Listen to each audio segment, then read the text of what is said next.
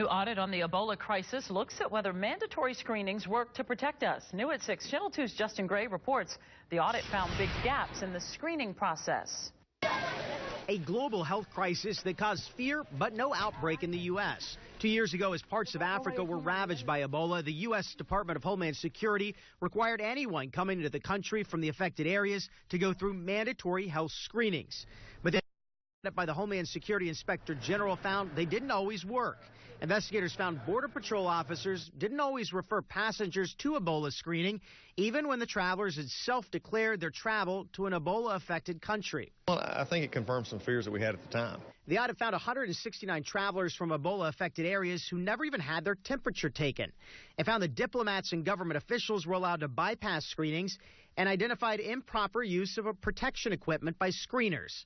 Georgia Congressman Doug Collins says the concern is the mistakes could be repeated during a future crisis. So this is something that's beyond just the simple scope of did we mess up here, did we not screen somebody we should. This is an issue of saying what is the top-down structure of a department that many of us feel is getting, frankly, too large.